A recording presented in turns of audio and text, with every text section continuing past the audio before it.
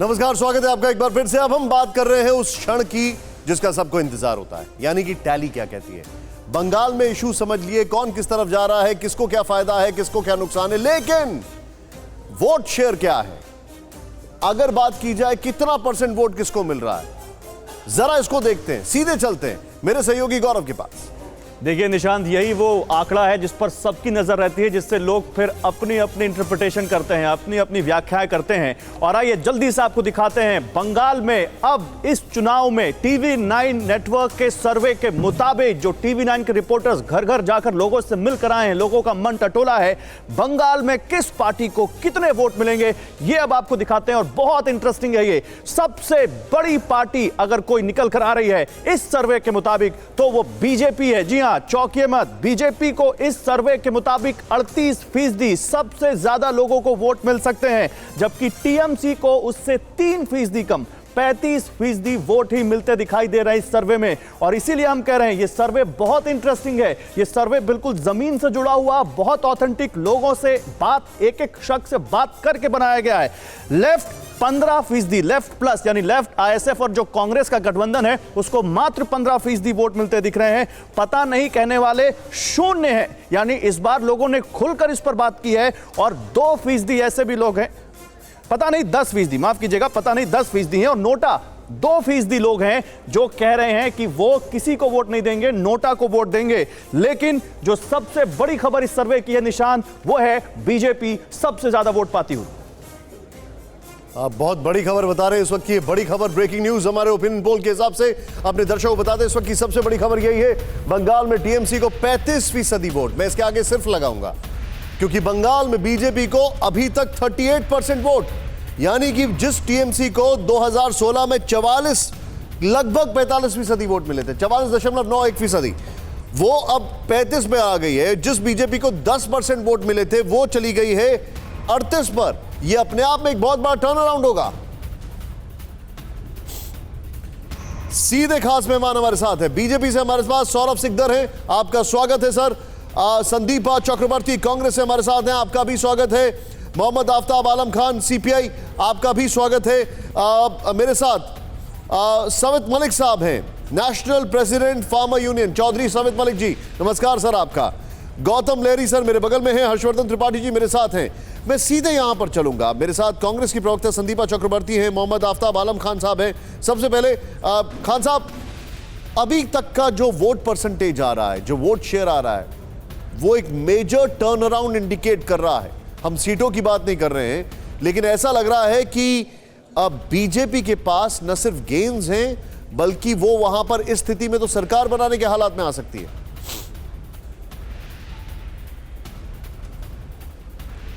देखिए, ऐसा है कि जो अभी आपने बताया कि बीजेपी को 38% वोट और टीएमसी को 35% वोट का बात कर रहे हैं और लेफ्ट को 15%। मैं समझता हूं कि तृणमूल को जो परसेंटेज आप बता रहे हैं उसके बारे में तो मुझे नहीं कुछ नहीं करना, लेकिन जो बीजेपी का जो 38% जो वोट पोल बता रहे हैं, ठीक है, दिस इज द एक्सट्रीम कम है। जो आप ये लोकसभा को आंकड़ा लगा कर, लोकसभा के हिसाब से अगर आप ध्यान में रख करके इस आंकड़ा को अगर पेश किया जा रहा है तो हम समझते हैं ये पूरे हिंदुस्तान में जितना भी इलेक्शन हुआ है लोकसभा के बाद विधानसभा में, हमेशा बीजेपी का फॉल डाउन हुआ है। और इस बार भी, अभी भी बीजेपी का जो कुछ भी परसेंटेज दिखाया जा रहा है। सर आप ठीक कह रहे हैं, मैं आपकी बात से सहमत हूं। पहले तो मैं आपको एक चीज बता दूं, एक मिनट खान साहब, देखिए दो चीजें हैं, आप एकदम ठीक फरमा रहे हैं। पहला तो दो हमारा सैंपल साइज है वो 10,000 लोगों का है और हमारे रिपोर्टर्स जगह जगह जाके लोगों का इंटरव्यू करने के बाद ये सर्वे लाए। अब जो दूसरी बात है वो खान साहब, वो ये है कि बीजेपी को 40 के ऊपर वोट परसेंटेज मिला था लोकसभा में, उससे तो नीचे ही आया है, लेकिन ओवरऑल सबसे ऊपर दिख रहा है।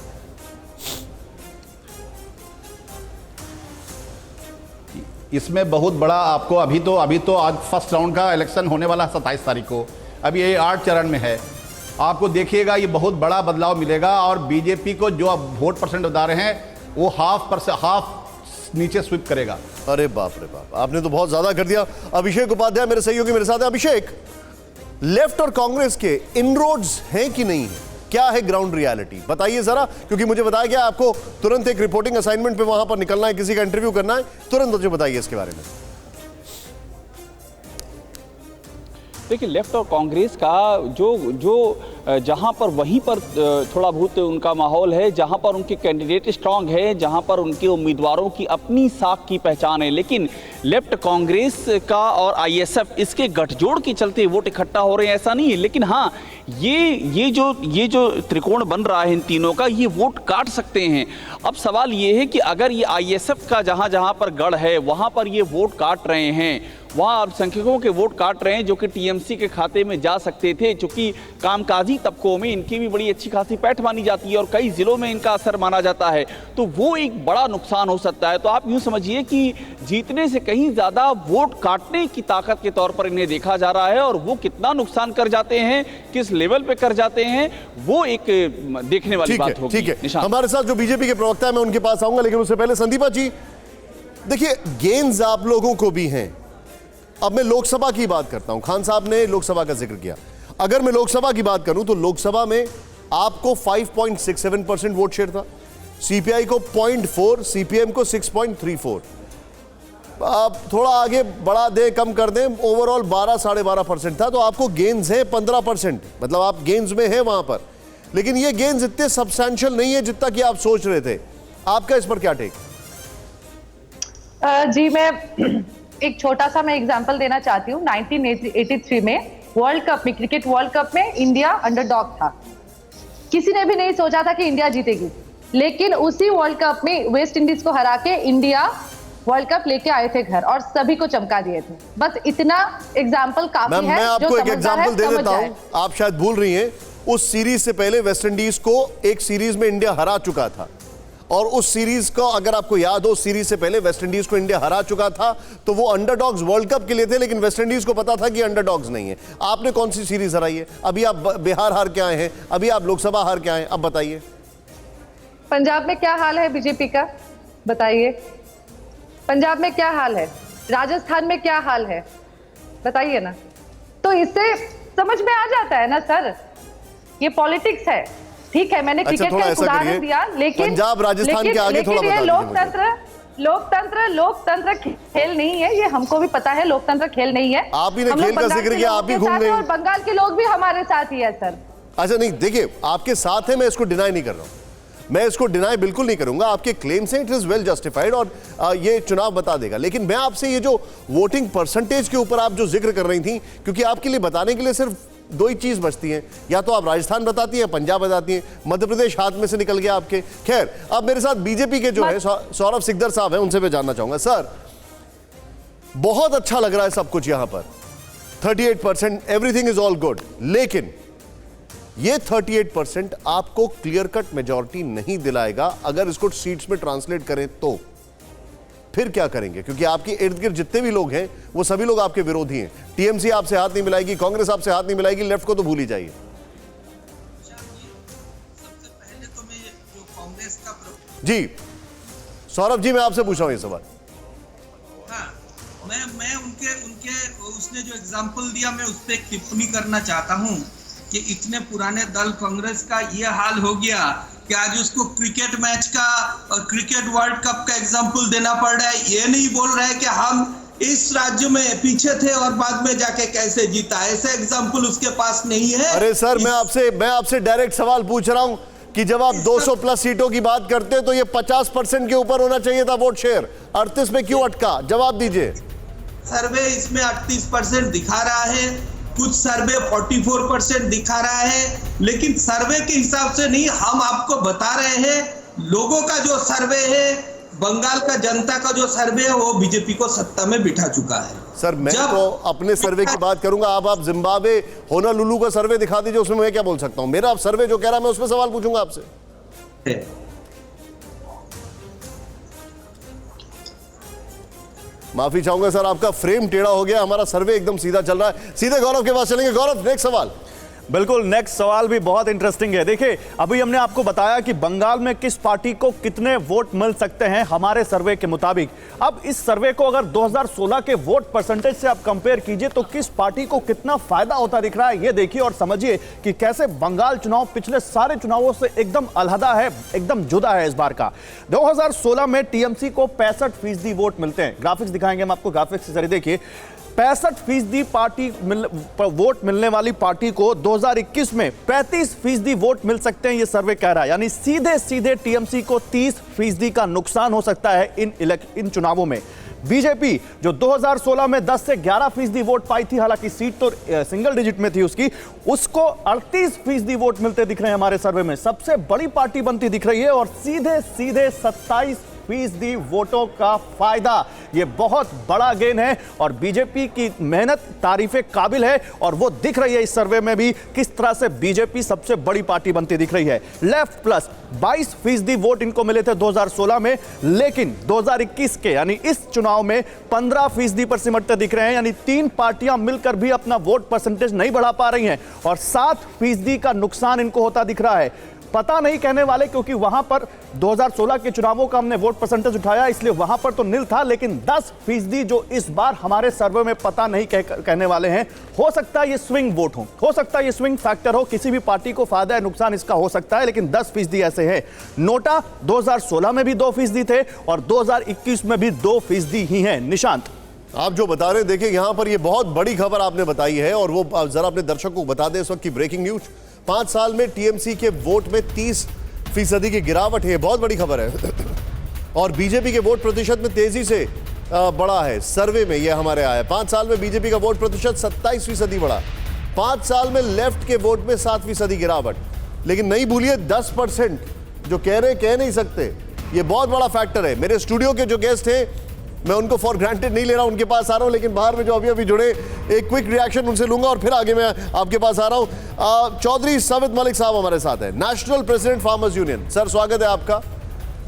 एक बात बताइए सर, हालांकि किसानों को लेकर हमने सर्वे अभी थोड़ी देर पहले दिखा दिया है और मैं आपको अगर उसका एक छोटा सा जवाब बता दूं तो गौरव ने थोड़ी देर पहले बताया था कि किसान किसे वोट करेंगे। टीएमसी को 43%, बीजेपी को 31%, लेफ्ट कांग्रेस आईएसएफ को 18%, कह नहीं सकते 7%। खैर मलिक साहब, किसान कितना बड़ा वहां पर फैक्टर होगा चुनावों में, क्या लग रहा है? अभी तक तो कोई गूंज नहीं दिखाई दे रही। वहां पर पहुंचे थे एक साहब और उनका वीडियो टीएमसी के साथ लीक हो गया। निशांग जी चौधरी साहब बताइए। जी चौधरी साहब माफी चाहूंगा जी, आपका फ्रेम फ्रीज कर रहा है, मैं आपके पास वापस आ रहा हूं। हर्षवर्धन जी, क्विक रिएक्शन। पता नहीं 10%, मुझे किसी से मतलब नहीं है, मैं सिर्फ ये जानना चाहता हूं ये जो 10% है, ये डर के मारे नहीं बोल रहे हैं या वाकई में अनडिसाइडेड है, क्या लग रहा है? नहीं, मुझे लगता है कि एक तो वहाँ जो और मुझे लगता है कि राजनीतिक हिंसा वहाँ सबसे बड़ा मुद्दा है, तो वो डर दबाव तो लोगों में होगा। लेकिन दूसरा ये भी है कि बंगाल की राजनीति जिस तरह से रही है उसमें सचमुच भ्रम की स्थिति है। पार्टियों में एक दूसरे से बहुत ज्यादा लोग गए हैं और जो सबसे बड़ी बात जिसको हम लोकल स्ट्रांग मैन कहते हैं, उनकी स्थिति बहुत विचित्र है। वहां हर खांचे में एक बड़ा नेता है जिसको हम थोड़ा सा बाहुबली कह लें, थोड़ा सा स्ट्रांग मैन जैसा कह लें, या कहें जिसकी अपनी ताकत है, वो लोगों को ले आता है। और इस सब के बावजूद जो अलग अलग राज्यों में ओपिनियन पोल सर्वे आते थे, किसी में 5 से 6% से ज्यादा ये नहीं होता। अगर बंगाल में 10% है, इसका मतलब ये कि कोई भी राजनीतिक पंडित अपने को किसी तरह से आकलन करता हुआ दिखाए, लेकिन बंगाल की जनता 8 चरण में कैसे वोट करेगी, ये बहुत बड़ा फर्क डाल सकता है। ये आपने बहुत बड़ा सवाल किया गौतम लहरी जी। 8 चरण में बंगाल की जनता कैसे वोट करेगी? और हम ये नहीं भूल सकते, कल आप मेरे साथ यहीं पर बैठे थे जब हम ओपिनियन पोल दिखा रहे थे, कि कल ही बीजेपी के कार्यकर्ता का शव लटकता हुआ मिला। ये तो हिंसा, राजनीतिक हिंसा आपने तो सर्वे में दिखाया कि ये दूसरा सबसे बड़ा मुद्दा है भ्रष्टाचार के बाद। लेकिन ये जो आंकड़ा आपने दिखा रहा है, ये से सबसे मेरे को जो लग रहा है तो एक्चुअली जो खेला जो होबे वो 2 तारीख के बाद होबे, क्योंकि ये सिग्निफाई कर रहा है त्रिशंक विधानसभा, जिसमें Bharatiya Janata party single largest हो सकता है। सरकार नहीं बनाती, लेकिन सरकार बनाने में दूर रहेंगे। तो इसलिए असली खेला तो तब शुरू होगा 2 तारीख के बाद, अगर ये सही होता है। आपने जो कहा कि 10% जिसको पता नहीं है, उसका दूसरा एक कारण है, कांटे का इतना ज़बरदस्त टक्कर हो रहा है, वो वोटर डिसाइड नहीं कर पा रहा है कि मैं सचमुच डर के अलावा कि हम यहाँ पे सचमुच कौन जीत रहा है, किसको वोट करूँ। इतना कन्फ्यूजन है, बहुत जगह पे कॉन्टेस्ट बहुत क्लोज है, इतना क्लोज है कि वही 10% वो वोटिंग का दिन डिसाइड करेंगे किसको देंगे। चौधरी साहब मेरे साथ जुड़ चुके हैं। चौधरी साहब बहुत क्विक रिएक्शन, किसान का मुद्दा वहां पर कितना बड़ा है आपके अनुसार? निशांक जी, जो आपने पहले भी क्वेश्चन पूछा था, मैं आपको एक चीज बताना चाहता हूं। कहीं पर भी किसी भी राज्य में चुनाव होता है तो उसका जो मूल होता है, जो हार जीत कराने वाला होता है, किसान और मजदूर ही होता है। सही बात। और जैसे आपने दिखाया, किसान वहां पर सबसे ज्यादा साइलेंट है और वो देख रहा है कि हमको क्या करना है। और ये सच बात है। आपने ये देखा होगा कि जो आज का आपका सर्वे है, उससे मैं ये कहूंगा कि आज की डेट में हो सकता है वो बिल्कुल सही हो, क्योंकि पीछे भी आपने आज तक जो सर्वे किए हैं उनका रिजल्ट बहुत अच्छा होता है। लेकिन इतना लंबा चुनाव होगा और लोग अभी इधर उधर जाएंगे। मैं यही कहना चाहूंगा कि बीजेपी का वोट प्रतिशत बढ़ा जरूर है, लेकिन वो बिल्कुल भी इस स्थिति में नहीं है कि वहां पर सरकार बनाएगी या उसकी सामान्यजनक सीटें आ जाएंगी। ठीक है, ठीक है। वो बनने वाली है। एक सवाल आपसे हर्षवर्धन जी पूछना चाह रहे हैं। हर्षवर्धन जी बताइए। नहीं, मैं सिर्फ इतना पूछना चाह रहा हूं कि जब आप कहते हैं कि किसान मजदूर हर जगह सरकार बनाता बिगाड़ता है, तो इसमें तो किसी को संदेह नहीं होता। लेकिन जब आयातित लोग, पहली बार हमने देखा कि कहीं कोई किसान नेता रैली करने जाते हों और वहां लोग भी लेकर जाते हों, यहां सिंघू और टिकरी बॉर्डर से और गाजीपुर बॉर्डर से लोगों को लेकर जाना पड़ा, तो बंगाल में अगर आपको रैली के लिए किसान नेताओं के नहीं मिले तो वोट कौन देने आएगा इस तरह से? देखो, हनान उल्लाह वहां के बंगाल के नेता हैं जो इसमें संयुक्त मोर्चे में शामिल हैं और उन्होंने ही मीटिंग कराई थी। बाकी जो लोग गए थे वो बंगाल में गए थे, वो ऐलान हुआ था कि बंगाल सब किसान जाएंगे और वहां से जो एक मैसेज दिया गया था वो आम जनता में पहुंचा हुआ है कि बीजेपी को हराने के लिए किसान को और मजदूर को वोट करना है, वो उसी पर वोट करेगा। इसीलिए वो साइलेंट है। आपने देखा होगा, हमने भी वहां अगर किसान नेताओं की रैली में लोग नहीं है और आप ये करेंगे हन्नान मोल्ला वही के हैं, फिर भी नहीं जुटा पाए बंगाल में लोग, तो ये तो और ज्यादा खतरनाक स्थिति है कि आप ये कह रहे हैं कि किसान हमारे साथ हैं, यानी किसान आपके साथ नहीं खड़ा हो रहा है, कम से कम इस अपील में। जो माननीय प्रधानमंत्री जी की रैली हुई थी उसमें कितने लोग इकट्ठा हुए थे, लोगों को फर्जी फोटो लगाने पड़े, ये सब लोग जानते हैं। किसानों की तो फिर भी अच्छी खासी रैली हुई थी और हो रही है हर जगह। और किसान कोई नेता नहीं है, किसान तो अपने एक उससे गए थे कि वहां के किसानों को हम बताएंगे कि बीजेपी ने हमसे क्या क्या वादे किए थे और क्या इन्होंने पूरे। ठीक है। अब एक सवाल में हर्षवर्धन जी, ठीक है, पॉइंट टेकन सर। किसान और मजदूर डिसाइड करेंगे, ये आप कह रहे हैं। गौरव, अगला सवाल क्या है? और बीजेपी के नेता हमारे पास हैं, हम आपके पास आ रहे हैं सर, अभी आ रहे हैं। देखिए, अगला सवाल तो बहुत दिलचस्प है और मुझे सबसे ज्यादा इस सर्वे में यही सवाल और उसके नतीजे पसंद आए हैं, शायद आपको भी आए। देखिए, हमने बताया कि हमने 11 से 24 मार्च के बीच ये सर्वे किया है और इस सर्वे को हम इस पूरे टाइम स्पैन को हम 2 टुकड़ों में बांटते हैं इस सवाल में, और फिर कैसे लोगों की पसंद बदल जाती है जैसे जैसे दिन आगे बढ़ते हैं, जैसे जैसे चुनाव नजदीक आते हैं। अब ये समझिए, हमने लोगों से पूछा कि पिछले 14 दिन में लोगों का मूड, बंगाल का मूड कितना बदला। हमने ये जानने की कोशिश की इस सर्वे में। 11 से 20 मार्च और 21 से 24 मार्च, दो यहां पर हमने जो टाइम ड्यूरेशन है वो तय की, जो हमने यहां पर लोगों से सवाल जो जवाब पूछा उसको हमने बांटा इन दोनों तारीखों में। और अंतर देखिए क्या आया। टीएमसी को पसंद करने वाले 11 से 20 मार्च के बीच जहां 37% लोग थे, वहीं 21 से 24 मार्च के बीच ये 38% हो गए, यानी टीएमसी को फायदा हुआ 1% का।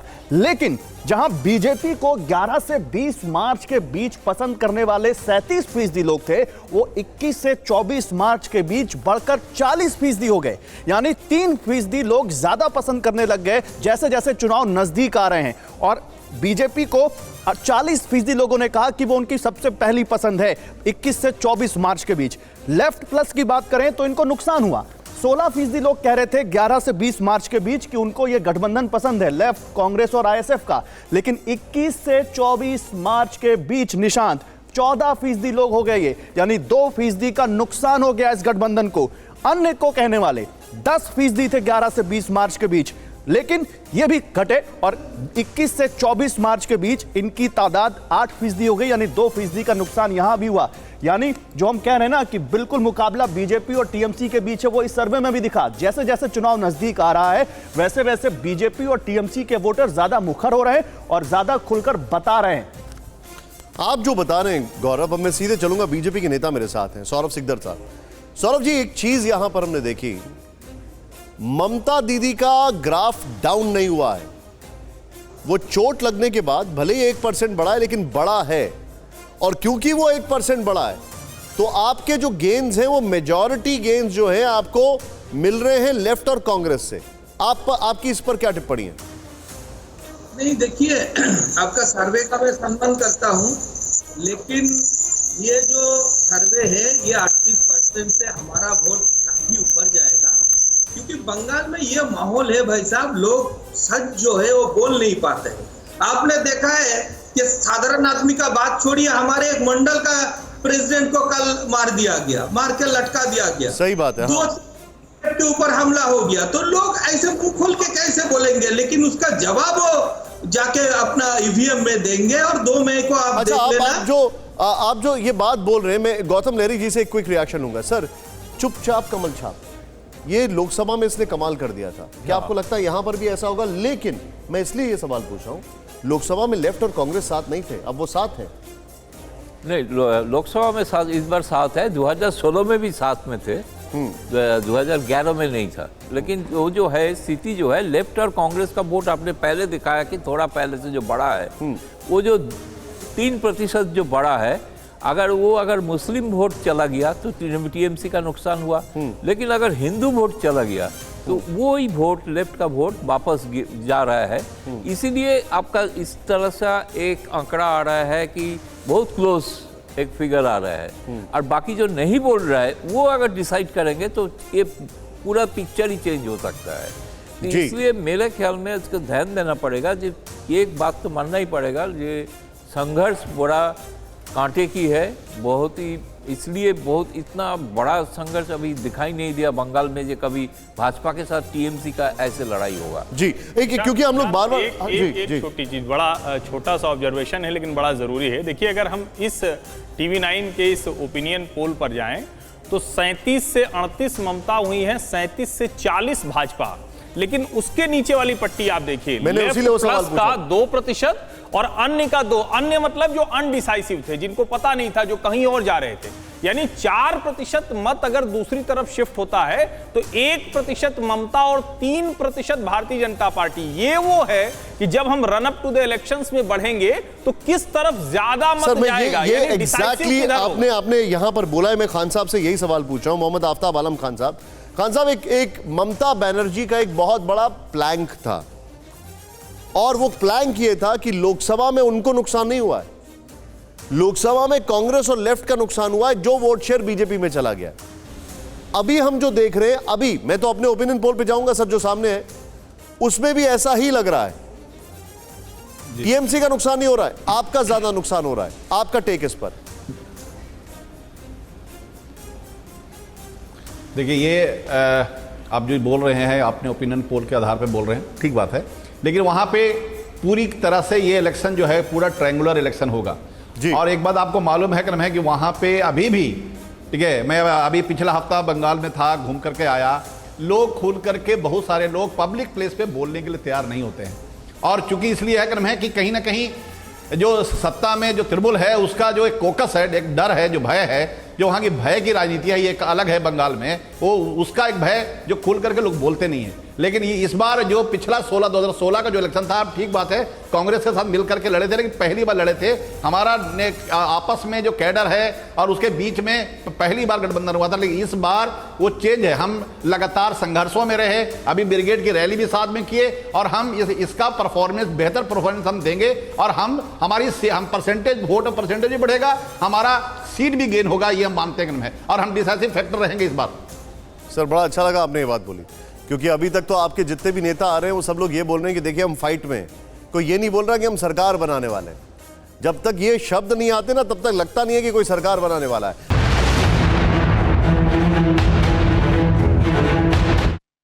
परवाह देश की, सोमवार से शुक्रवार रात 10 बजे TV9 भारतवर्ष पर।